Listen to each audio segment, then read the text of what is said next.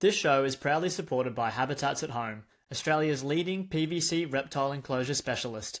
Check them out on Instagram and Facebook at Habitats at Home, and be sure to visit habitatsathome.com.au if you're in the market for a new PVC reptile enclosure or other reptile accessories. Massive thanks to Tyson over at Habitats at Home. We'd like to thank our podcast sponsor, Bay, reimagining reptile keeping through innovation. They combine quality, design, and function to create high-end 3D printed reptile products. And if you've got a unique setup or problem, they'll craft a custom solution made just for you. Check them out on Instagram at Bay. This show is proudly supported by Dan from Red Earth Reptiles. If you want to drool over some of the best looking green tree pythons in the country, check out Dan on Instagram at red_earth_reptiles. G'day and welcome to Under the Heat Lamp with Joe Mack. Today is episode number 36 and I'm joined by Jari Cornelis. How you going, Jari? Good, how are you? I'm doing really well. I get in this sort of habit of getting a bit carried away and excited and chatting with my guests for a long time before recording. And I always get halfway through a conversation. I'm like, what are we doing? We should just start recording this. So here we are, we're recording and it's good. For our listeners, Jari, if anyone who's unfamiliar with you, would you mind just giving us a rundown on your history with reptiles, please? Yeah, so I'm not Australian, as you might tell from my accent. I moved here in 2014, and I went to uni at JCU. That's actually where I met Joe. Um, I actually started in marine bio, like most foreigners that go and study at biology at JCU. But it didn't take me long to figure out that, I do like scuba diving, but I didn't really care about learning about fish. And, in my childhood and everything, I was always more into reptiles. It was just that, oh, JCU is good in marine bio. Let's try and go there. And then it didn't take me long before I met a whole bunch of like-minded people like Joe and Elliot, who's been on the show. And I know Scott, who was on the last show, and Justin, and like a bunch of these guys from Townsville I went herping with. And, I'd always been interested in reptiles, but I grew up in a lot of developing countries and didn't really have the opportunity just to go out, in the dark at night and just go looking for stuff. So that's where I really just started going nuts, after even just during the week after uni and going herping with friends. And yeah, it just escalated from there very quickly. I think we had a good thing going on back in our uni days. There was always someone going herping. Someone was always going up Every Harvey's week, range. at least once a week, someone was going, and I was trying to figure out who that was because I didn't have a Yeah, license at the time, so I was trying to jump in with yeah. whoever was going. Yeah. Yeah, and how good was it when your phone rang at like midnight or something, and it's because someone had found something ridiculous, and then you go and jump in the car and shoot out there for a robust burrowing snake or something, some other rarity. Yeah, I mean, I feel like, because I would go herping with Elliot and he'd tell me stories about, only doing one lap and getting all this stuff. And I'd be there on lap 6. I was like, what are you talking about, dude? What happened to all these snakes? But then still something every now and again, you'd hear about something super rare popping up, and it just make you, every week try and grind it out just to get something cool up there. Yeah, and because the options, or I guess the opportunities, were up there, you would come across a diverse sort of array of species.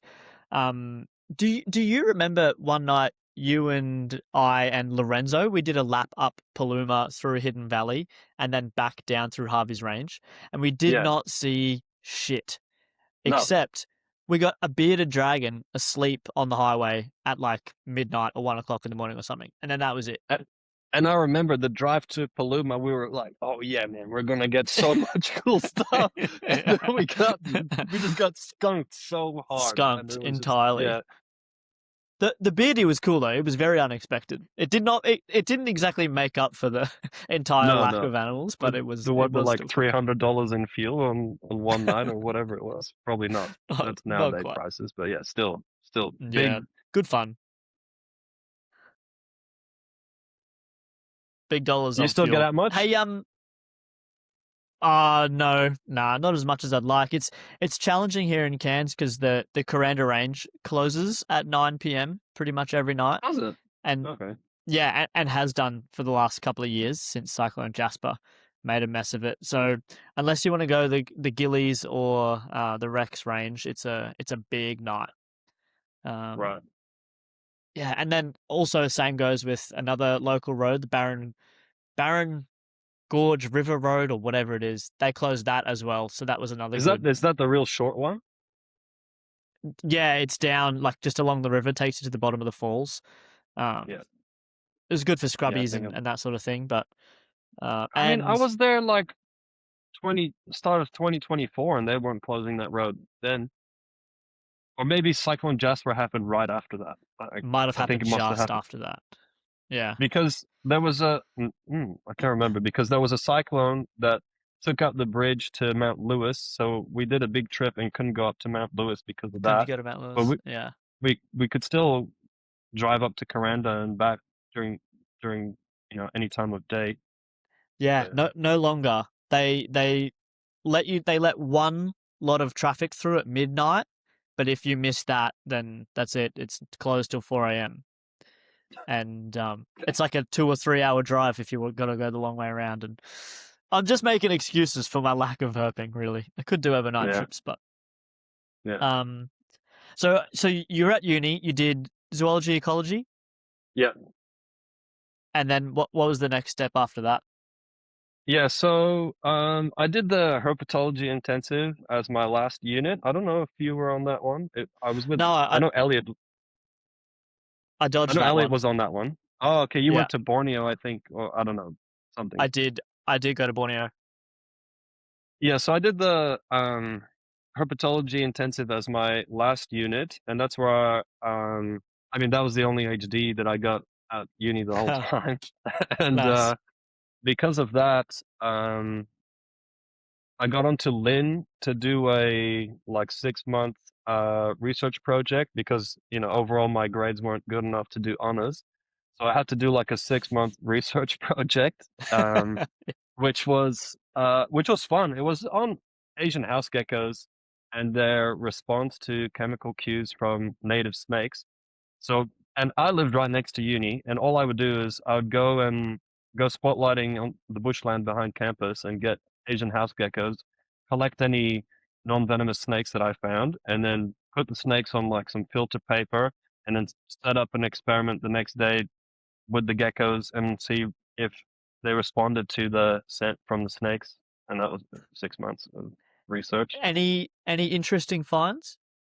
Well, so Asian house geckos, they showed like a difference in response to different species of snakes. So they could tell. And I mean, in the discussion, I was kind of just like trying to make sense of what species they were actually avoiding or whatnot.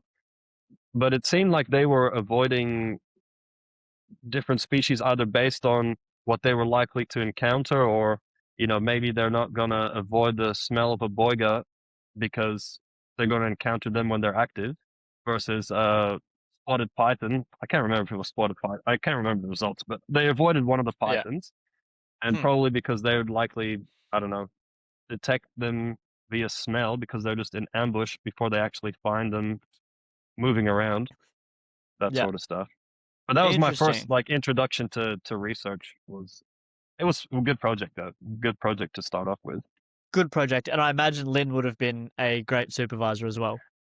Oh, she was amazing. I learned so much from her. And then especially when I went to do my master's later, I had a my primary supervisor was, I don't know, not very good, but at least because I had Lynn to introduce me to research, I already had such a better leg up to if I was just completely naive and then had a terrible supervisor, then that would have been like way harder to deal with. Oh, absolutely. Yeah, I remember Lynn, she was my group assignment supervisor on the Borneo field trip, and she was very tough on me, but also very fair, and I ended up getting a great mark because of it. I remember I think I went to her for a question and she was like, "Joe, I don't care, do the work or something. And I was like, I yeah, mean, okay, she's fair just enough. brutally honest. She'll tell you exactly how she feels about it. Like, and it's Yeah, so good. It's exactly yeah, what you and need to hear as well. It's exactly what you need to hear. There's no sugarcoating. totally. Yeah, yeah, you need a bump in the right direction. What was the masters like? So I think the Masters was so good because Damien Latouf was doing his PhD at the same time, so on tiger snakes as well. So we were just doing our field work together, and because he was doing a lot of like population health stuff and showing that tiger snakes are by indicators of wetland health and ecotox and a whole bunch of stuff. We were just catching bulk snakes for him. For my project, I like, when you look at the grand scheme of things, I actually didn't have to catch that many for my own research. So it was cool that, because we were doing everything together, like by the end, I don't know, we caught like 500, individuals. I don't know the exact number, but it was around 500 A for the lot. whole thing. Yeah. Yeah. Wow. So And that's what made it so good as well. so this was in Perth and Yeah. working on So the I tiger moved to snakes there. Perth to do my master's. Yeah. And my master's was basically comparing the ecology, a few behavioral things, and like the thermal biology of tiger snakes that are either living in native vegetation or basically what's replaced native vegetation in all the urban wetlands, which is kikuyu grass, which is you might have that as your lawn grass at home right now. That's just completely taken over most of the wetlands around Perth. Okay. What do you mean by thermal biology? What were you looking for? How are you measuring it? What does it mean? Okay, so I radio tracked tiger snakes in some of these wetlands, and when we did that, I also put a little temperature data logger in them, and then I also had like these thermal models, which are just like copper tubes that are spray painted a certain way, so they kind of, or well, actually, they heat up like similarly to how a tiger snake would if they were basking. And I was comparing all these different vegetation types to look at their thermal characteristics, and then I was also looking at what does an actual tiger snake do? How does it thermoregulate in these environments as well? And obviously, like a tiger snake's a tiger snake, it's not going to change its physiology depending on what habitat it lives in. But there were a Yeah. few like based on behavior, I could see like slight differences. Like obviously they still, bask the same and all that kind of stuff, but especially with kikuyu grass, it just forms this huge clump of it's like a dense mat or like dense structure of vegetation. It can be like over a meter tall, and that's just like a dense matrix of stems. And the tiger snakes can just bask on top of that, On and top. that's Yeah. and like at Herdsman Lake, that's how we see most of them. They're just basking on top of this huge, like it's almost like a small like windrow. That's what it looks like of grass right next to the path. The path is mowed up until this like huge thing of grass, and then the backs onto taifa, and they're just basking on top of it. And then if you approach them, half the time they're just asleep. They're just sitting there. You get real close to them. But if they wake up or they see you coming, all they do is just like duck down straight Drop into straight the, down. yeah, they don't have to like escape or anything. They just go straight down. And in that same system, all the frogs live in there as well. So they're just living amongst their food. They don't have to move far to bask. They don't have to move far to find food. They're just like living in heaven, basically. That's why my thesis was called the snake in the Garden of Eden, because they just love it there. That's just like it's almost like the best habitat for them.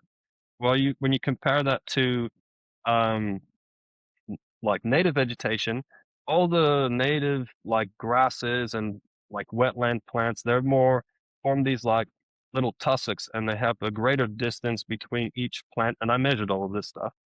And so basically, if a tiger snake like shelters in a little tussock of grass, and it now can't sit on top of that to bask. It has to like move around horizontally throughout the landscape, find a suitable basking spot. When it gets too warm, it has to move again to find like a nice shelter site. It actually has to like walk, like not walk, slither around looking for food. This frog would still be living in the same clumps of vegetation and stuff, but I did find that snakes in the native vegetation have to move more than snakes in the kikuyu grass. They just don't really have to do much. And I know Herdsman Lake obviously has a lot of the kikuyu grass and a lot of tiger snakes, but how did the population density change between areas with the weeds and areas with native grasses? So population density is actually is really hard to measure. We'd never actually measured population density. I think there was a master student after I left. I can't remember if he actually managed to figure that out. I know he was trying to because you have to do like fixed transects. You have to walk them like consistently and you're just you because when we were looking for snakes, we're like, let's just try and find the most Oh, snakes. Well, when yeah, you're go doing density, crazy. it's like 100-meter transect. We'll walk that for an X amount of time, heaps of times, multiple days, and we'll see how many we can get. If that's the way to do it with them anyway. So it's like it's very time intensive to do. I don't actually know if what the results were for him, but based on what we were doing, like tiger snakes in the native stuff were way harder to come by than at Herdsman Okay. Lake, especially. There was another wetland that I did, which was Kogalup Lake, and that structure was like of the vegetation was most similar to Herdsman. And yeah, again, they're pretty easy there too. And that site actually has dugites living in the kikuyu grass as well. You don't get dugites at Herdsman Lake. Interesting. Very interesting. I didn't get Jew guides anywhere Yeah, they're on my they're a funny last one. trip. Yeah, they're not at every wetland, and you only occasionally flip them under stuff. They're not always under stuff to flip. And I've never flipped a big one under tin. I've only flipped small ones. I know a few friends that have flipped big ones, but Kogalub definitely had some big Jugites cruising around. And that's the only place I've ever seen. Well, look, I don't know how many days I spent total looking for tiger snakes, and then also radio tracking them every day for like 3 months. The most interesting thing I ever saw one do was eat a frog, while I saw Jugites mating at Kogalup Lake because they were on the edge of kikuyu grass. They obviously started in the kikuyu and then like got distracted and made their way out. But yeah, I've seen Wow. Jugites do more interesting stuff than tiger snakes. um, Out of curiosity, what time of year, if you remember, were the Jew guides mating? Spring, and that's when we did most of our tiger snake stuff. Was spring. That was the best season for for anything over there. Yeah, makes sense with the climatic conditions. Um, so after the masters finished, did you just go straight into work after that? Yeah, so I basically just started working in consulting. I was casual, but basically just doing full time. And I tried to continue writing some papers and stuff, but that kind of dropped away. I still have papers I need to submit from my masters, but I don't get paid to do that. And I got demoralized by one journal just taking the piss really and just taking forever to do anything. And I don't know. Don't submit if you're writing something reptile related. Don't submit anything to herpetology and ichthyology. They'll just screw you over. That's that. I'm happy to just throw that name under the bus because don't do that. Don't end up like me. Because you'll end up Noted. with a paper in review for 3 years and not getting anywhere. So. God damn, 3 years is taking the piss by the sounds of it. Oh well, I should have just retracted it like 2 years ago, but I just got demoralized and haven't worried about it. So, but yeah. Yeah, Anyway, fair enough. And then, yeah, yeah. you Let's move not on just with go. Let's life. not go down the rabbit hole of academia and publishing and all that kind of stuff because that's just yeah. Let's I not. could keep yeah. But yeah, I went straight into consulting again. So I had already been doing it casually, like during my masters, just for some money because yeah, it's just a good way to make money as a student. You just do a 2-week trip, you get cashed up, and then you just got, and keep yourself going for a while. And then I just started doing that basically as much as I could, mostly doing field work, a lot of Pilbara work in WA, and it was great for a long time. But towards I think I did it for nearly 5 years in WA. I'd even moved back to Brisbane a year ago, and I was still flying back every 2 weeks, basically, just to do field work, try and do bit more, maybe try and get a month at a time out there. But yeah, it was just getting a bit much for me. So It does get a bit much, but you can totally see the allure. Like getting paid good money to spend time in awesome places looking for awesome creatures. Pretty yeah, I cool. think in WA in particular, the consulting is really good. Like the stuff you get to do with animals over there, like I got to catch ghost bats and put GPS transmitters on them. I got to, catch quolls, lots of pitfall trapping. So if you like reptiles, I mean, like pitfall trapping is the way to go if you care about Yeah, skinks, which, because a lot of those guys are hard to get without pitfall trapping. totally. And then, yeah, olive python surveys. Damien, who did his PhD on tiger snakes, he works for a company that does lots of radio tracking of olive pythons. So I don't know, there's lots of cool stuff happening over there. Very cool. A few chopper flights too. I think you were in a chopper often Y- in the Pilbara. Yeah, yeah. Lots of choppering around, which is, who does? I don't understand anyone who doesn't like flying around the helicopter. To be honest with you, like it's a good time. Yeah, definitely a good time. And Yara, you've done a pretty significant amount of herping, not only in Australia but globally as well. I did. I did want to talk about your trip to West Papua. Um, what was the inception of that like? What was the how did you come into having that idea and then planning that trip? Yeah, so I've been scuba diving for a long time. I lived in Central America when I was like 10 to 14, and I started diving from a young age there. And so, Raja Ampat was like one of the biggest destinations for diving, and I'd been thinking about that place for a long time. And so I got my partner into diving. She'd never gone diving before. She did her course in Perth and then went straight to one of the best places in the world for In the diving. world, yeah. Yeah. And so yeah, so she's ruined now. She can't go diving anywhere else really. And then so we also went with two other friends of ours. And it wasn't a herping trip per se. It was just like a cool adventure holiday. Let's do some diving. Let's, go hiking. Let's go, because Raja Ampat is West Papua, but it's like an island archipelago off to the west, and it's you fly into Sorong, which is like the capital of West Papua, and you just get on a ferry up to the islands, and then it's almost like a completely different world. It's so laid back, it's so chilled. Like you're just staying in these like wooden bungalows that are over the water, and you just open your little wooden door, and you're just like in paradise every day. Like it's just beautiful over there. So I went there for this holiday, and I was like, and I saw a couple cool things. I saw white-lipped python, saw um, sailfin lizard, and like a whole bunch of cool stuff without it being a dedicated herping trip. Yeah, And that's that awesome. just, yeah, I mean, I went herping every spare moment that I could. But But it wasn't um, dedicated. it wasn't like just fully grinding it out, trying to get as much as possible.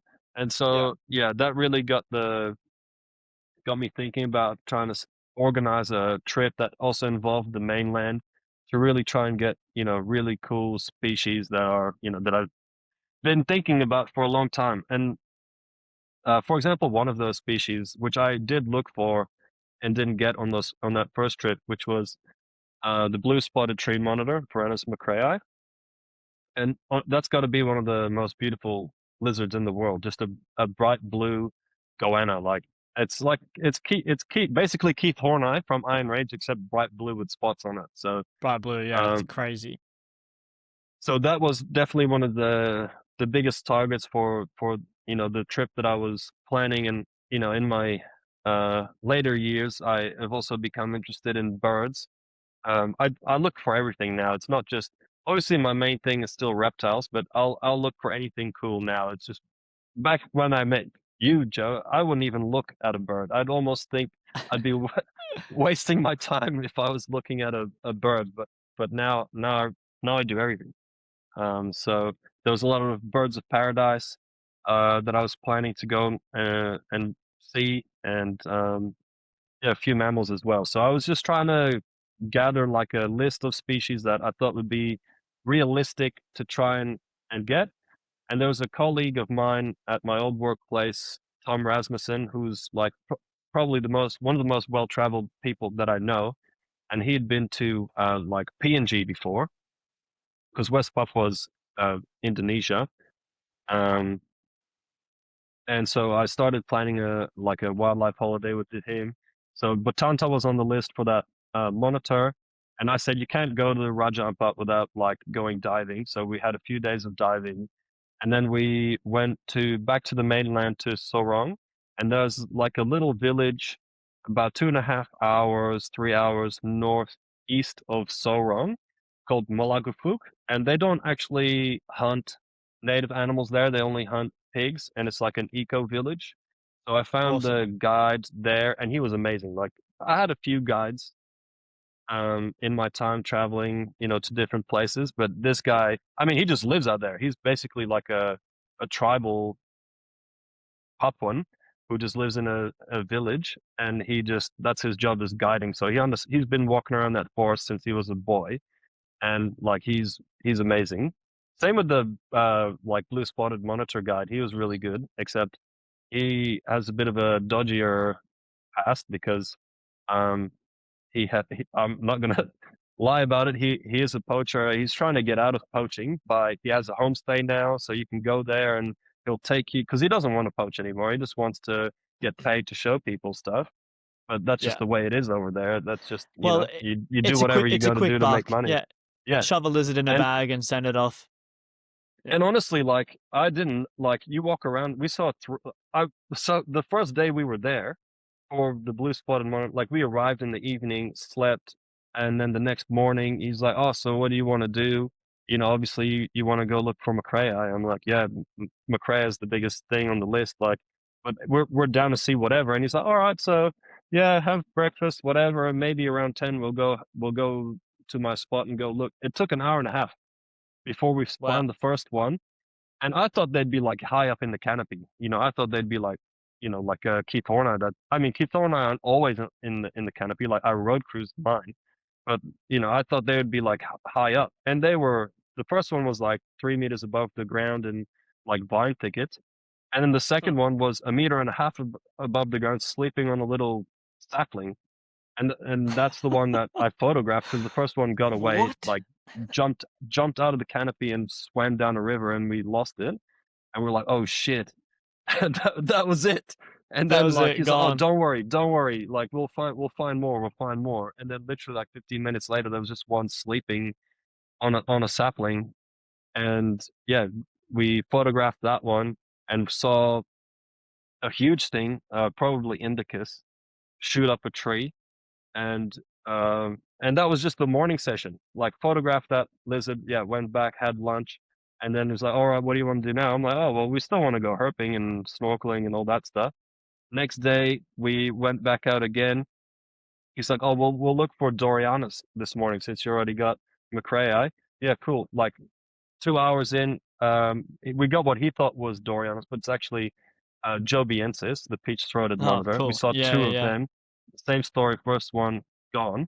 Second one was up a tree, and the guy just climbs up the tree and catches it and brings Plucked it it down. out. Yeah, and yeah, so they're really, really skilled over there with catching stuff. Obviously, that's what they do for their job. But Yeah, I for mean, sure. yeah, that was, and we saw another one on that walk as well. So I saw three Macrae in 3 days of herping there. And That's so, mental. like, they might be poaching them, but they're obviously not doing that much damage. And also, you think if they're constantly disturbing these, you just wouldn't see them. So I think they're doing it quite responsibly, the harvesting of these guys, because obviously they rely on the income that it brings, even just for Yeah. tourists. So they don't want to do No, damage that's to the right. population. If there's none left, they can't make any money off them at all whatsoever. Yeah. Um, how did you find? How do you go about finding a guide in a place like this?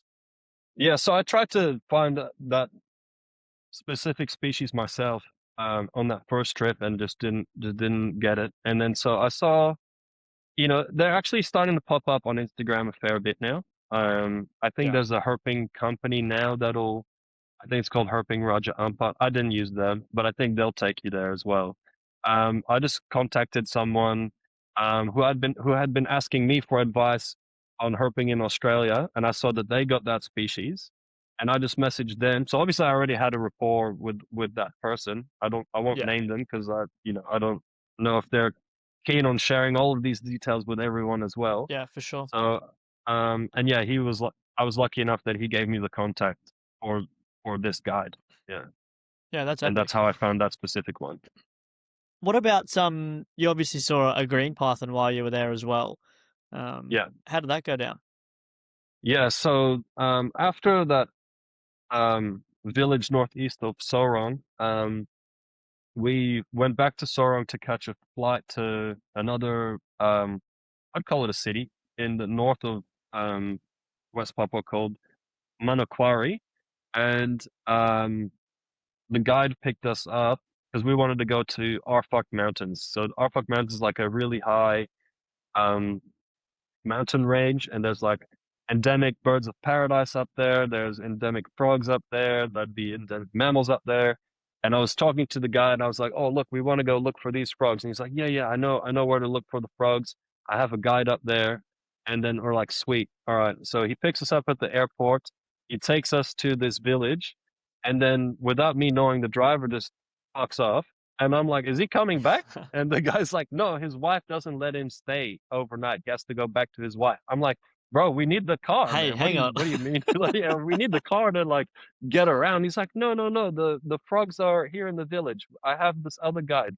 I'm like, okay, so then I talk to this guide and show him the photo. He's like, no, those we don't get those here. And then like he brings us to like this degraded stream right on the edge of the village, and it was just like papuanas, like just common stuff. I was like, Yeah, the dude, wood what the frog. hell? Yeah.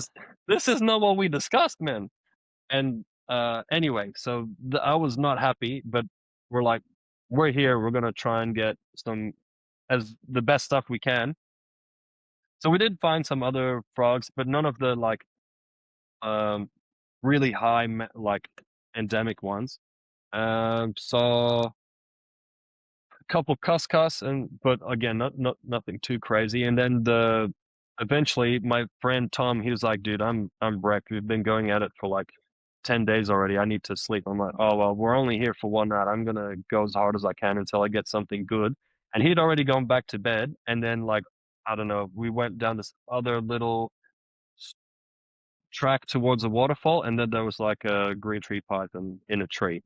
And yeah, Crazy. I had to cut a piece So, of bamboo to try and get it down. And yeah, oh, of course. So that was near Manokwari that's or it. near. That's Arfak Mountains. That's our yeah. So that's like yeah, high elevation. I thought green tree pythons were gonna be like a given, like in Iron Range, but they were It not. seems very different. It seems very different over there.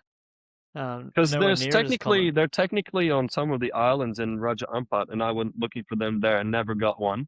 And then in like almost 3 weeks of herping, including on the mainland, I saw one the whole time. And yeah, Yeah, it was not. And I was, and technically, I read the paper that shows the range map of the yellow babies and the red babies and all of that. And I was kept asking guides, have you seen a red baby? I want to see a red baby. And they're like, no, I've never seen. never. And they'd never even seen a yellow one. Some of the guides, only one of the Wow. guides Yeah, had seen a baby. I was flicking through iNaturalist recently, just out of curiosity, to see what green pythons were found in that area, just records on iNat, and there's very few, just in the Yeah. whole of West Papua and you know Papua New Guinea as well. There's very few iNaturalist sightings anyway, so it doesn't seem to be as thick on the ground there as they are here. But then again, it could be just a density of herpers going to Iron Range and looking for them, and the fact that there's a nice neat road straight Yeah, through the so middle of Iron I Range. heard it. I've heard a theory. It's just a theory. I don't know if it's been proven, but I heard that at least the ones in Iron Range, they like to hunt the edge of the forest, and that's why you see them all along the road there. Yeah, Just going through the national park is just because they just love hunting an edge. And I mean, it makes sense to me, but I don't know what the actual, what the truth is around that, like realistically in terms of their ecology. It makes sense to me, like hypothetically, but like I've never just gone bush bashing in Iron Range and tried my luck on finding green trees that way. Well, Probably because you, they're so easy to get just along yeah, the road, you you know? don't have to. Yeah, yeah. Yeah.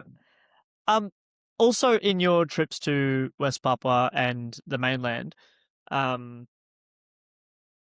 what am I saying here? You found a bunch of sort of unusual species as well, like a few different Dendrolaphus and a few other sort of lesser known or unknown species.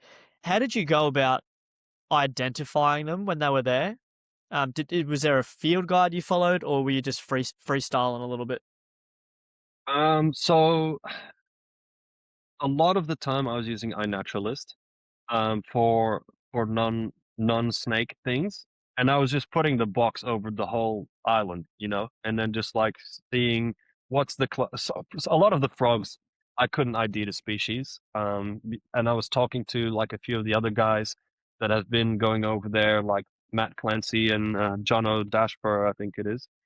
They've been there a couple of times, and they know they're better with frogs than me. I'm more just reptiles, to be honest. And they were like, "Oh, did you record the call?" And I was like, "No." He's like, "Well, then I can't help you." So, with a lot of Yeah, those guys, you really need to just record the call. I think it's easier to then try and ID it after the fact. Um, like I saw like Calulops, which is like to me, it just looks like a burrowing Latoria, and I found it on one night and I saw heaps and I was like, oh, this is a cool frog, but they're everywhere. And it was on our first night at Malagufuk. I was like, oh, I'll photograph them tomorrow and didn't see them again. I was just had a shitty phone of pick of course, them. of course. Yeah. So yeah, there's a lot of stuff like that I don't have camera pics of. I just have like a quick snap on my phone for iNet. And I actually haven't Yeah, bothered to put my iNet records on. I've been meaning to do it for ages. I just haven't gotten around to it. But for the snakes, I was using Mark O'Shea's Field Guide to New Guinea, or it might be yeah.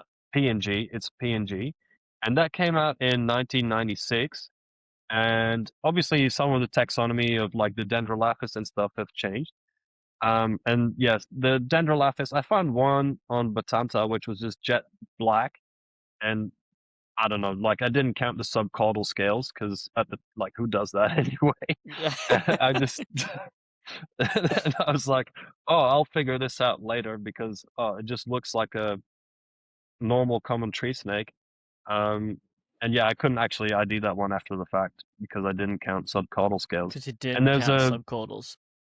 and there's a paper on them, and I don't know, there's just a big gap over that side as well. So I don't really believe all the taxonomy for the western side. Like lineolatus is legit, but there's a few other ones that I don't know. I don't think that punctulatus is the same thing over there as it is in Queensland. Like I just when there's such a huge gap and so much Dendrolaphus diversity in between there, I just don't believe that that will be the same thing. Um, so yeah, that's Yeah, right. lineolatus. That's That's lineolatus. Yeah. also on Batanta. That's also on Batanta, but there's a jet black one also from Batanta that I just couldn't ID based on. Is there a Um, picture of it? yeah, it'd be further up, like getting Right close there. there. That one. Yeah. That is a wacky looking guy. Yeah, and he was like Yeah, like iridescent purple under the light. Like he was a really cool snake, but yeah, I couldn't figure him out after the fact. But then I recently posted like a Aspidomorphus. That was the hardest snake to ID of them all. Like I only just posted that the other day because I interesting. haven't gone herping much recently, so I'm just going through the backlog. And that one, when I found that, I was like, I don't know, I don't even know what this is, because there's a more common one that's prettier than that, Muelleri, which some of the other guys found, herping in some of the areas I was in, and I couldn't find that. I was looking for that, and then on this night, it was just pouring with rain, and we were like, oh man, it's gonna be terrible herping. And the guide we were with, he took us to this was a place where we had hiked into like this lowland rainforest like camp where the local guys just own it, and they stay in one hut, and like we buy all the food and they just like cook it for us while we're staying there. And then my Okay. friend and I stayed in another hut, and we just go and we just have access to their forest. We can go herping as much as we want. One of the guys there knows where the birds of paradise hang out. and so he'll take you there if you want. But really, it was just going herping during the day, just chilling out a bit, and then at night, one of the young guys would. He wasn't really a guide. He just knew the tracks, so we were just walking around, and he was just there so we could find our way back. Really. And he had never gone herping before, and he was losing his mind when we were finding cool stuff because he'd lived there his whole life, but he hadn't really gone spotlighting before. And then we were showing him cool stuff. Like on that night with the torrential rain, my friend Tom looks down, and there's this huge, huge skink just charging through the leaf litter. It's This thing? Spenomorphus laticinctus. It'll be further down. That one as well. So that's a similar Mueller. species. That's Muelleri, and that's super colorful. But that's That's not gorgeous. even. That would be like half the size of the other one. This Oh one yeah, was like. It's like a that thing. yeah. It's like a Cyclodomorphus gerardi, if not bigger, crossed Yeah. with a Larista. Like this thing just punches through leaf litter, and it's huge. It's almost as big as a land mullet. Like I looked up a paper describing like the largest skinks, and this one's in like the top 10 of the largest skinks. It's huge. Wow, that's awesome. What a funky And looking thing. that one I had to ask Glenn Shea. I had to send that one to Glenn Shea because I was like, I don't know what this is, dude. I've looked it up. Please I help. can't find it. Yeah, please help. And he's like, oh yeah, that's Laticinctus, and the babies are banded, which is where I got the name from. Like it's like Laticinctus. a Yeah. yeah, laterally banded, and it loses the bands into adulthood. So there goes the identifying feature. I Yeah. just had this huge brown lizard that I didn't know what it was, and so yeah, he helped me ID that one. So I was just messaging people that I knew had worked on stuff from the area to ID a few things that were just too hard. That man, this thing has such a wacky looking like snout to it. It's Yeah, almost man, like it's almost like a dog's face. It's a weird looking thing. honestly, that was one of the best finds of the trip for me. Like I love skinks and burrowing skinks as well, and just to get a huge thing, it was crazy. And we saw several of them as well, like at that one spot. Oh yeah, that's very cool. You mentioned Laticinctus. You've also seen the Tripetolamus laticinctus, the broad-banded temple pit viper in Sulawesi. I think you've got Yeah, pictures of a male and a female.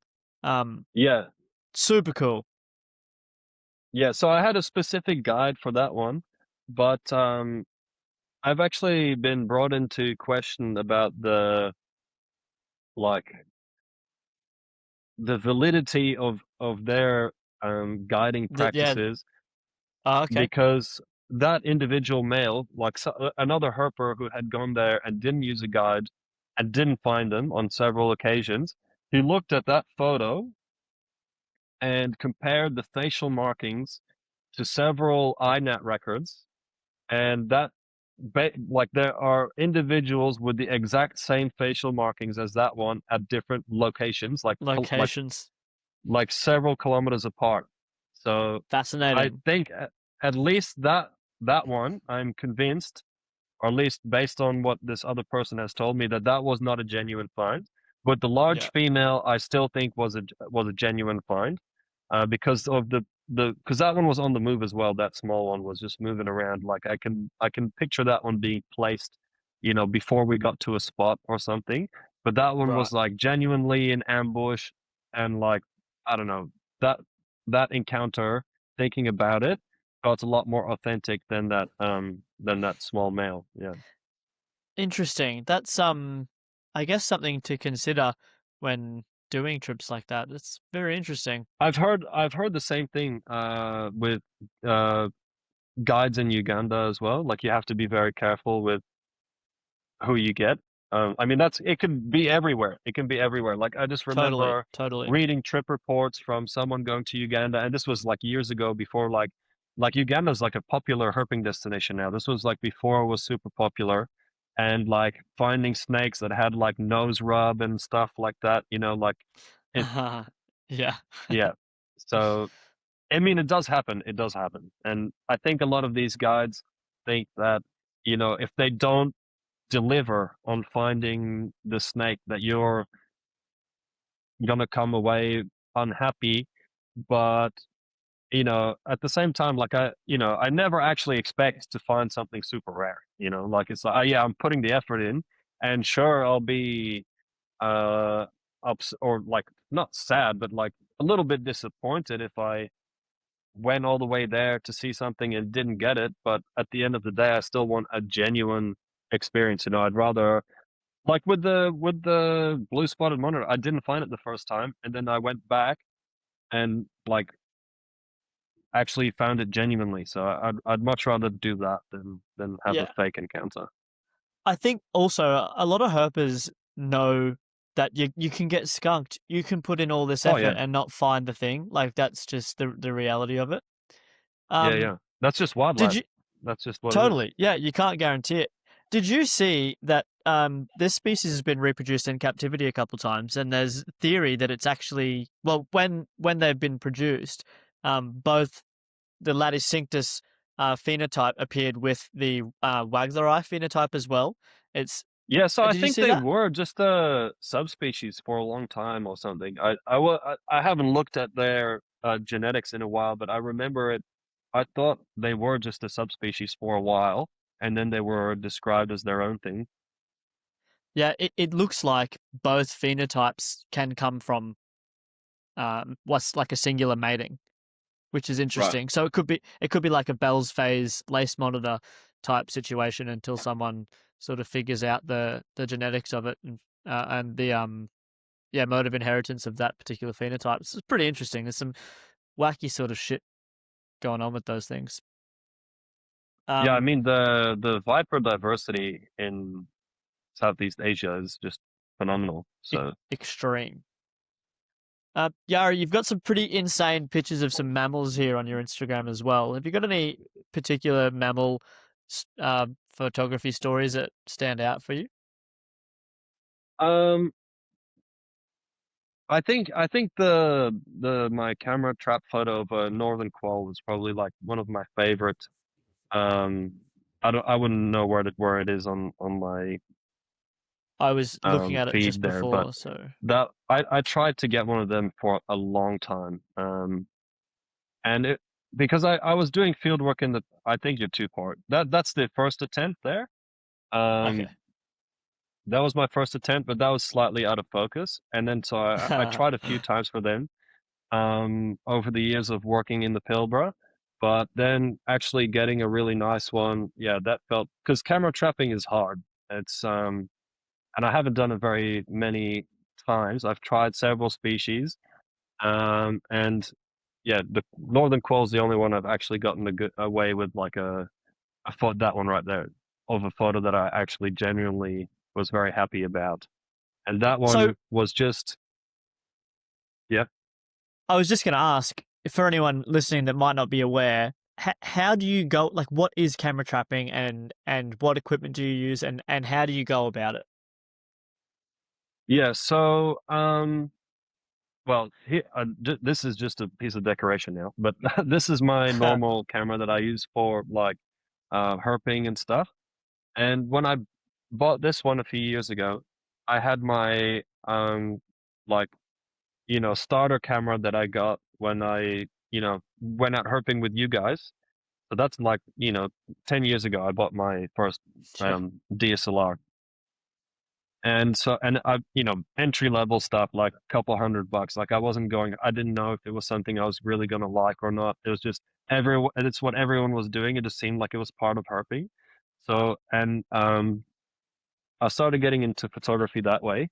And then eventually I was like, oh, I want to get a better camera. So what can I do with this one? And I had a few friends like, Janiko, who was really into camera trapping, and I was like, oh, I actually get to go to areas where there's some pretty cool mammals that if I have the extra time and I can, and the other thing is you got to leave this equipment. Like my whole setup probably cost $1,000, which, in the realm of camera gear isn't that much, but it's still $1,000 that I don't want to lose. So it's like, finding a place to do camera trapping is for me personally now is the hardest thing to do to get something interesting anyway. So I had the opportunity here where I go to like remote places and I'm not scared to leave my stuff out in a remote place in the bush for, a couple days or a week or however long, because my main concern is someone's going to steal it in like anywhere else. So at least there, I'm not worried about that. And I was doing a survey and I just found this one rock pile for this particular photo with a heap of quail scat, just quail scat everywhere. And I just tucked my gear like in amongst the boulders, and then like after like a few days, I could see where the quail was coming into the boulder pile from, and then just repositioned it a few times. I had my camera in a box facing there, and then I had two flashes on like little tripods, and then I have a little sensor aiming at where I am predicting the quail to be, so that it triggers my camera. And so yeah, it all lined up perfectly in this case, at least in my opinion, after a few days. So yeah, that's my favorite camera trapping photo that I've gotten so far. I think camera trapping is like almost the equivalent to like the old school film photography. You set it all up, you do everything you can. You don't know what the image is going to be like until you get the chance to finally check it a few days later. It's like with film, you take the shot, send the film in to get it developed, and you've got no idea what you're going to end up with. Yeah, I can only imagine people doing this sort of stuff with a film camera. It would be horrible. It'd be like years before you get something good. Oh man, Because it like would be because I could crazy. this setup I was checking every day, and I could be like, oh, I need to change this setting, or I need to angle it slightly different because I thought the qual was going to come into frame from this side, but it comes in from the other end. And so you can just get a whole setup where you're just getting butt shots as it's walking out of your frame, or something like that. So like, a lot of these people that are leaving their gear out for months, like, some of the best snow leopard photos now, they're all camera traps. They're not, you know, with a long lens. They're all just leaving their gear out along a trail that they know that a snow leopard might be using, and that's how they're getting all these amazing photos. It's because it's, yeah, camera trapping and Which is dedication of like checking it and leaving it for weeks at a time. Yeah, that's just mental. And if you leave it for weeks at a time, but you didn't, you know, set up everything perfectly before Yeah, forget to leave, turn it on. forget to turn it on. Yeah, that's a fuck up. Yeah, um, Yari, one thing I really like about your Instagram is that you write good captions for everything, so we can get a really good feel for each image. Just like this one I've just shared now, this Colette snake. Can you I tell mean that's the us? longest caption I've ever written for a snake because Don't out or me for here any right photo. now. That's all right because I mean I have put effort into captions before. It just kind of um sometimes it feels like a bit wasted, especially nowadays. Like, I don't know, does anyone like still see photos on their Instagram anymore? Because I don't know, man. Like, it feels very different now than a few years ago. Like when I would post a Totally. photo, like the reach I would get, or like even when I'm using my phone, and like I'm like, like I know this person goes herping all the time. Why is this the first photo of them that I've seen from them in weeks? And then I look at their profile, and there's just heaps of photos that I haven't seen. Yeah, the Um, algorithm's but cooked. but yeah, but in this instance, so the backstory to this one is so years ago I went looking for Western Desert taipans with Elliot, and after 4 days of grinding at El Kirka, we were getting every elapid except for temporalis. So we were like, all right, let's keep moving. We can't just let this ruin this trip. We're just working ourselves to the bone here, like road cruising like 16 hours a day on corrugated roads, killing ourselves just to, and we're not getting it. So let's just move on. Let's forget about it. And then like a few days later, we got an inland taipan, and that was great. Good trip. A few years later, I decide to go back out with a friend of mine to look for temporalis again. And now we've been grinding for 6 days to try and get this snake. And again, we're just like, nah, we're So, gonna give up. Let's turn it around. Let's drive back to Perth can without I finding wa- it. can you give us just a bit more context for what's it like to road cruise for a temporalis? Okay, so for me, because there's some people that I know of that just rock up to Kirka, sleep there one night, and then the next morning in 2 hours of road cruising, they get a temporalis. But That's bullshit. for me, in total, I spent 10 days out there. And the second time, the roads were even worse than the first time because they hadn't even been graded in like 4 years, and who knows how long before the first time I was out there that they had been graded. So it's just horrible. It's not a nice experience at all to go road cruising there because you're just shaking the whole time, or you're driving over dunes. And the dunes are fine because it's not shaky, but like it's not. I don't know. It's you're not gonna really. It'd be a hard place to stop if you did get a snake while driving over those dunes. So then the corrugations are better because you might actually, see something and then not be bogged. But then on the sixth day on the second trip, we're like, no, we're done. This was the Hail Mary of passes. We're gonna turn it around and drive back. And then like we weren't even driving 60 k's an hour, and I just see like a snake hidden in the corrugations, and I yell stop. My mate slams the brakes and just like slides over the top of it and hits it, and it was like I like popped open, and I had to like euthanize this thing that I had spent like a total of 10 days over 4 years looking for, and that was like that was demoralizing. Like I was not okay after that. It was a No, very quiet that's car ride after all the way that. back to Perth. No, no, not all the way back, but like yeah, for a couple hours there it was a bit silent. The wasn't much to talk about there for a while. No, I bet. But Oh, that's rough. um yeah, it is rough. Yeah. I mean, there's nothing you can do about that. No, Like that's it's right. just except go back again, which I don't know. I've been thinking about it, but there's a lot of other stuff that I'd rather have a crack at, or at least having a second crack at before I head back out there again. Because I mean, like, there's still so many things for me to go look for. I mean, it was and still is probably the number one thing that I want to photograph. I mean, I did see it alive briefly, but like,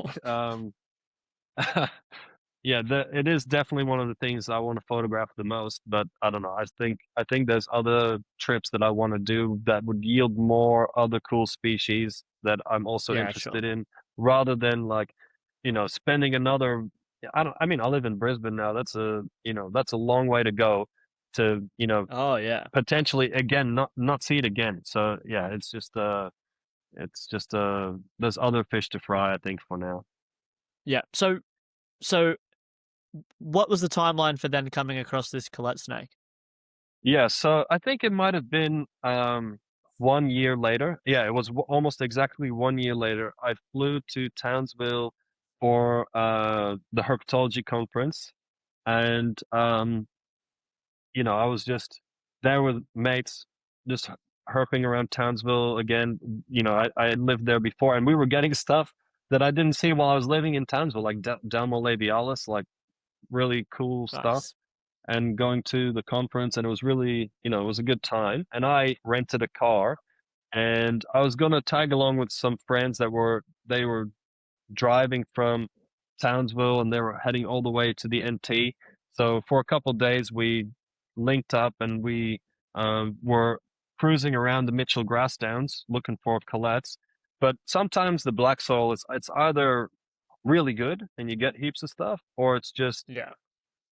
painful, like boring. You're not getting anything. And it was during a rat plague, so there was just like hundreds of rats on the road all night. And the snakes that we did see, they were fat, like the fattest children's pythons I've ever seen, like a meter long and almost as thick as my arm. Like they were huge. Yeah, that's And crazy.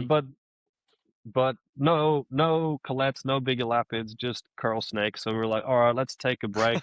We'll go herping around Mount yeah, we'll go herping around Mount Isa for a night, and we got lots of cool stuff out there. But they kept going back towards the Barkley, and I was like, no, I'm going back. I'm going to try again for the colettes. And I think that's the day that there was a cyclone hitting Townsville. for the day before a cyclone hitting Townsville. And so on my way back to Julia Creek, I could see heaps of cloud cover and the humidity was high. And so I just got something to eat like at the servo in Julia Creek, and I was just waiting for sunset. And I just started driving the quiet roads, and I was getting and every snake I saw, I was like, "Oh my God, that's it." But no, it was just a black-headed python, or it was a stingy, or whatever. And then at 10 o'clock, I saw a flash of red on the side of the road. I got out, and I couldn't find it. I couldn't see anything. I was like, "Oh my God, that was Oh, definitely Colette's. It was red. I swear it was red." And I was just like walking through the long grass, and then I just hear a like a slither, and I just like dive in. I pull this thing out, and I was like, yes! I felt vindicated for like, you know, putting all this effort in, and like the previous trip that ended in tragedy. I was like, finally, like a snake that I've been so keen to find for so long. Like I'd tried for years. Colette's Yeah, yeah. like years ago previously, with Elliot and stuff, when I was helping him with his geckos out at Winton. Like we tried for them and several other trips too. So it's another one that was like years in the making to try and get. So that felt like amazing to finally see something that I've been wanting to see for such a long time. Not to mention just an epic snake.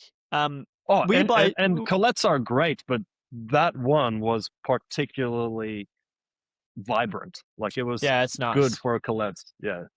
Were you by yourself doing that? Oh yeah, I was by myself for that one. That was very challenging to photograph on my Yeah. own. Photographing elapids is not an easy thing to do, even with a couple of, experienced friends, let alone by yourself. So kudos to you, man. Did real well with that. Thank you. What else have you got, Yari? What other fun stories? Um, I mean, like another one I have to redo is Mitchell Plateau. That's another Oh, yeah. place, that I was, obviously you're going there for a rough scale snake. I mean, a rough scale python. Python. Yeah, yeah. And like I was going with a friend, and like the week before we went, they just shut all the national parks because of some early rains. And we're like, oh, okay, so there's a few areas that we can, still try and do. And so we didn't cancel the trip. We just still went to the areas that we could access. And we were like, oh, it looks like we can get into some good habitat, but yeah, we just didn't get them. So we got some other cool stuff, still some Mitchell Plateau endemic stuff, but yeah, not the rough scale python. Yeah, okay. So is that a trip that you'd look at redoing? Like, are there any trips on the horizon? I actually messaged a few of my friends because so at the start of 2024, I did a big trip to North Queensland where we got heaps of stuff. Like we flew to Cairns and did a few days around Cairns, and then after the Tablelands, and then flew to Iron Range, and like we saw so much cool stuff. So like every single migratory bird we got, and then also like obviously you're gonna get green tree pythons. I know you missed out on them on one trip, but I don't know anyone else Thank you for bringing that up. that's not got them out there, at least in the wet season. And then got Keith Horneye and like just heaps of other cool stuff. So that was a really good trip. So I was just trying to, get the juices flowing with that same friends group on. Let's try and tee something up for like a trip that we can all go on together again. Because I don't know, it's a lot harder now I'm 31 now, and everyone has full-time jobs and other commitments. It gets a lot harder to try and organize like a group herping trip. So Totally. Yeah. yeah, I'm trying to get that ball rolling on, maybe end of this year or start of next year to try and go somewhere together. And honestly, like everyone wants to go to different places, and I don't know, I'm sure wherever we end up going, it'll be a good time. So That's a very wholesome statement there, Yari. I'm sure it I will mean, be. there's definitely places that I'd rather go than not. But even I was even skeptical about North Queensland because obviously I'd lived there and I'd been to Iron Range before. I'm like, oh, I'm not gonna get many new things if I go there, but I got heaps. I got heaps of stuff. It was sometimes you just go and everything just lines up and you just get lots of stuff. And I don't know what it is because it's not necessarily weather conditions because I've gone herping in like the best weather conditions you can imagine and then just get nothing, or at least not the stuff that you think should be at. So it's just like there's always that factor of unpredictability with at least with reptiles. Frogs I find very predictable because if the conditions are right and it's the right time of year, they'll be calling. But like with especially snakes, I find them very hard to predict. Especially Yeah. leopards, even more so than. Oh, I mean, even pythons are hard. Like when do you ever just go spotlighting and like can guarantee you're going to find a carpet python? I don't know. Maybe Yeah. around Oh, Brisbane you can, but there's no guarantee in it. That's for sure. I've had a friend visit a few times from the States, and all he wants to see is a scrub python, and I've taken him herpeting, looking for them probably like 3 or 4 nights, and we are yet to see a scrub python, which is like arguably the most common snake to find in, in the wet tropics, and I haven't managed to yeah. And find then one for him. you'll go by yourself 3 days later and get one. Well, get 3, get 3 of them. Hmm. Anyway. All right, Yari, I'm pretty happy to round things out there. If there's no pressing issues you wanted to talk about, I'm pretty happy to finish up. No, that was a really good chat. I enjoyed it. Yeah, likewise. Thanks very much for coming on. Appreciate your time. I know you're a busy man. If anyone's looking for you, whereabouts can they find you on social media? So my Instagram handle is just my name, Jari Cornelis, and that's probably the best place to. I don't do anything else really. I just have Instagram. So Yeah, cool. I'll put that in the show notes for you. So thanks very much, Yari. And as always, everyone, thanks so much for listening. Feel free to reach out on Instagram at joemac.uthl, and also like, share, subscribe, and all that good stuff. Thanks so much.